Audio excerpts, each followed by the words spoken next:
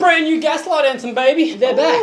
Good morning, back. party people. Welcome to the Breakdown with Nath Johnny. The Gaslight Anthem are back, Johnny. Yeah, and they're... First song back in 9 years. This is Positive Charge. Damn it, I was going to be like, it's giving me a positive charge. Oh, sorry. But you stole it, but that's all right. You didn't know that's we were doing it, so... No, I didn't. I did not know that they were back. Yeah. And that's a cool thing. Gaslight Anthem are a really solid rock band. Yeah, they're rock and roll. They're Bruce Springsteen. They're very Americana-inspired. Yeah. But they have nods to sort of...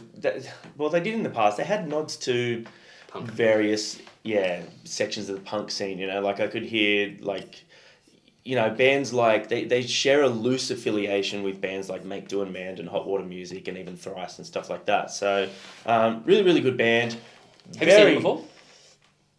I think I saw them once, a long time ago. They played a Soundwave. I think they did the 59 sound in full at Soundwave. I think that might have been where I watched them.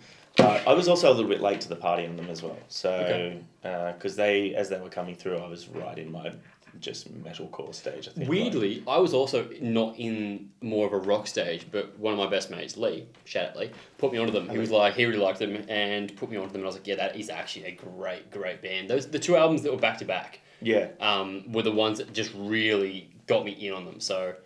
Cool. Interested to check this out. Hey, if you want to help us out, obviously you can like and subscribe. You can check out our merchandise. You can check out our socials. You can check out our playlists on Spotify. But we also have the Patreon. And we are looking at growing that and putting more and more things in there. Nathan has set it up so it's ready to go. And as soon as we think of something that's worth giving to you guys for money, other than just ourselves, we will start looking at doing that. Nothing's worth more than Johnny. He's priceless. 3, 2, 1.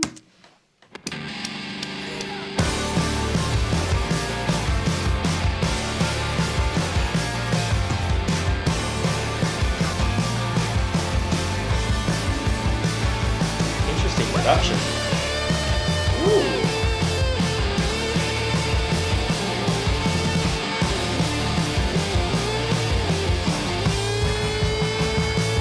Where did you go?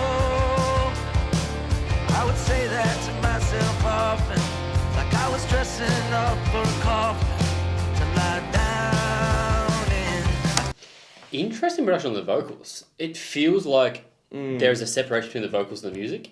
In terms of, often you can be like, oh, this could sound like it's all recorded in one room. Like it could be live sort of thing? Well, no, like recorded in a separate studio and then added with, I don't know. It sounds essentially pasted on top of like pre-recorded. Yeah. Yeah, okay. Can't say I know. I was overcome in the distance. I was lost in my own incident. Yeah, I hear what you mean.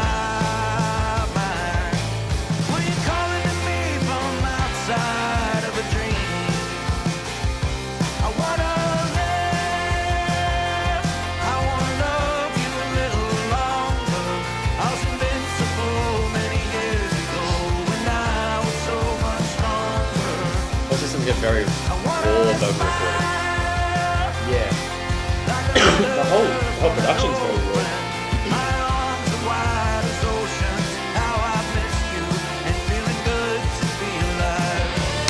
They've always had a very garage rock aesthetic. Yeah.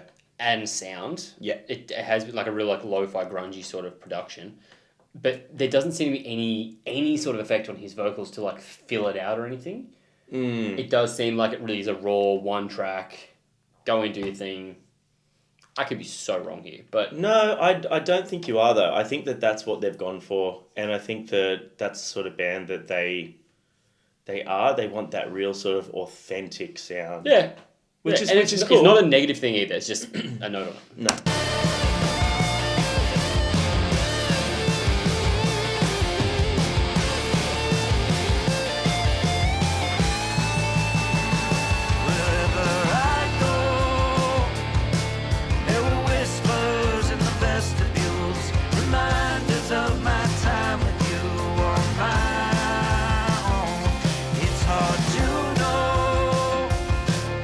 Your mind declares a war on you, like the thoughts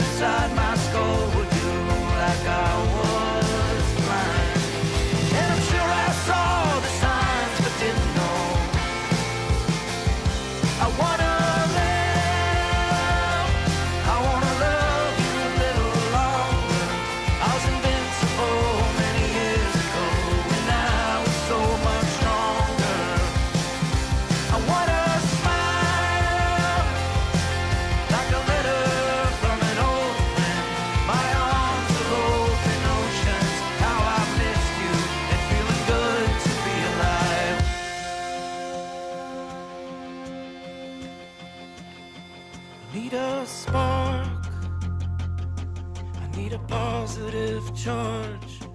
Plug it into my veins. Make me love this life again. I need a spark. I need a positive charge.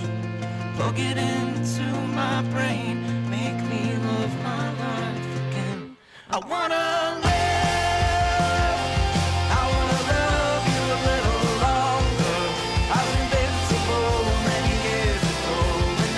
It's a very driving along the highway song. Are you being dickhead because the film was just driving along the highway the whole time? No, but it is like Yeah. it's not. You could just windows down, breeze blowing through your hair. Is that working? Is that doing it for you? Yeah, that's it. Like a letter from an old friend. My arms are open oceans. How I miss you. And feeling good to be alive. How I miss you. How I miss you. Feeling good to be alive. How I miss you. How I miss you. And it's good to be alive. How I miss you. How I miss you. And it's good to be alive. God, he reminds me of Springsteen Yeah. so much. I really liked that. They are very good songwriters. He's a very good vocalist. However, I'm glad there's a however there. I take personal issue with bands trying to replicate the sounds of the past. Of their own past or just of the past? Of the past, in terms of production and stuff like that, you know, like to get that sound right now, because I know you haven't spent too much time in recording studios. I've Even to spent get- almost no time in recording studios. Even to get that sound, it has to be a conscious decision to make it sound like that, because technology, instruments, engineers, desks have come so far now that as soon as you plug an instrument in, it sounds great. Yeah. It sounds good. Obviously, there's plugins and effects and different sorts of amps and things like that. But you have to edit a song, and you have to do the levels and all that and the mixing for a song to actually make it sound that, for use of a better term, old school. Unless it was recorded on analog. Potentially, but even so, like it would have to be like old desks, and like instruments now are just, I don't know. I think that they would have to have consciously gone for that. You feel it's more disingenuous to do it that way than to just use new. I wouldn't call it disingenuous because that's the sound they're going for. But for me personally, it's like we've heard, Springsteen or Zeppelin or Sabbath sound old. We've heard that sound. Yeah. Like we've moved on. And I think one of the best things about those old recordings is you can really hear how great they were as players, and you can hear how great they were as songwriters. Yeah. Because it was a lot truer. There was no auto-tune, there was no plugins. I couldn't plug in a Ashton guitar and make it sound like a Paul Reed Smith or something like that. It's just, but now you can. So for me, it's just like, you can still show that you're a great band who writes great songs with great players without having to make it sound like. I just think the song would have had more justice if it was a little bit bigger, if it sounded a little bit more full. Because honestly, like I found it hard to hear the vocals though. For me, I felt like that and that was obviously a conscious decision, but I felt like the vocals weren't as full as they have been on like American Slang, or 100%. 59 Sound. It also didn't have the same, like maybe they just moved to a different era of it though. It didn't have the same like catchiness as all of those songs. There was no big hook. There was no big clear guitar line in it that like jangly that brought you in. That's the thing. But that could just be a change in direction for them. That's where they're growing as a band. Maybe this is what interests them all now, and that's where their next progression is. True, but I honestly think that chorus would have had more impact if the production gave it the space to do that. You know what I mean? For sure. It was the whole thing sat here, And it's like, these guys are a really good band. I really like what I'm listening to, but it was literally all here. Yeah. In production, in, vocals. There's no big sing-along element of it, which they often have either, which maybe this one have that. It is also hard for us as well because we don't listen to a whole lot of this sort of music. And there's even the bands that we listen to that would fall into this category, these sort of genres, they still have that modern production. So, and we're listening to so many new bands and so many new songs all the time that are like top level production. And then, after we just listened to like, what did we do before this? Left to Suffer. And then you step back to this. It just feels so much smaller and so much more compressed and, but I think without that's what dynamics. I like about the Gaslight Anthem. I'm not comparing it to what we just listened to. I compare it to what I know of them. Yeah, that's a great point. Yeah. But yeah, what did you guys think of Positive Charge? Have you checked out the Gaslight Anthem before? If not, definitely check out those 2 albums I mentioned, American Slang and 59 Sound. They've got they have a bunch of albums handwritten came after that, which is also really good. But those are my 2 favorite albums. If you have, what do you think of the new song? Do you like Positive Charge? Do you like seeing Johnny drive with the wind in his hair? Oh, I've always, just recently, tangent. We're done. This is a classic Nathan Johnny tangent. I want to get like an old school car. Do you know anything about cars?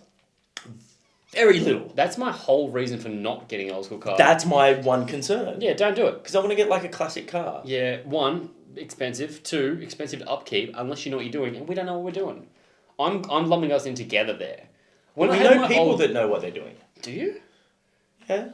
I don't know anyone that would be able to work on an old car. I don't think. Like McGee's good with cars, but I don't know if he could work on an old car necessarily. He knows how to like wire a sound system and do stuff like that. But I think old cars need tinkering and upkeep that I just don't have the ability to do. Yeah, and time and money. Yeah, I'd like to have an old car with a new engine.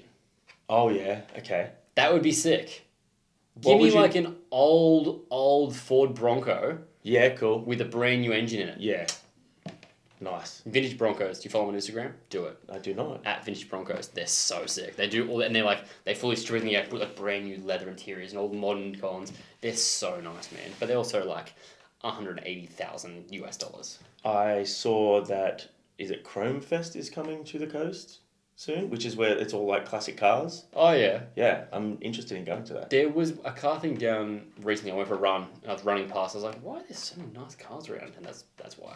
Oh. That's maybe a month or 2 ago. Okay. I don't know. What sort of car would you get? What's like a classic car you'd get? I like, and I know it's like cliche, but like Doms from Fast and the Furious, like your old sort of like a muscle car. Like a Mustang or something. Yeah, for sure. I love them. I just think they look great. They sound great. I'm not a sports car type of guy. Like, I would much rather have something like that over a Ferrari or a Lamborghini or anything like that. I'd be terrified to drive it. Fuck yeah. I'd be like fucking old mate Crazy Eyes off Mr. Deeds. I'd get straight into it and when I was in Germany a few years ago, Marcel and I, my friend, had to go to the Black Forest to pick up his stepdad's Audi R8. Oh. It's a very expensive car. Got there. I didn't know the reason we were going to pick it up. We drove a vintage Volkswagen down to get it. Also incredible. Looks so good. But then picked up this R8 and I had to drive it back because Marcel had to drive that. I don't know why his dad wasn't driving. Anyway, and I had to drive the R8 with his dad in the passenger seat.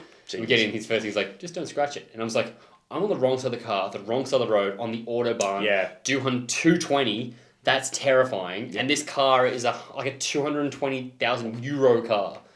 Insane. Yeah, I don't want to do that again. It's pretty cool, but also terrifying.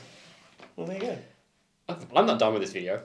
If you're still here, stick around. What would be if you were to purchase a classic car, are you sports cars or classic cars, and what would you purchase? Let us know in the comments below. Have you seen, I think it's a TikTok, might be on Instagram, the dude that talks about the Fast and the Furious franchise titles? I have not, but I need to. Because that new one looks fucking ridiculous. It's not even about the movies, it's the titles. I'm just showing...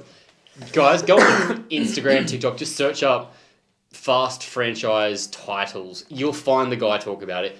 It is so funny because it shows how ridiculous that is. That's why I only leave the video there. Go do it. That's your next job. We'll see you guys next time. Bye. Thanks for watching.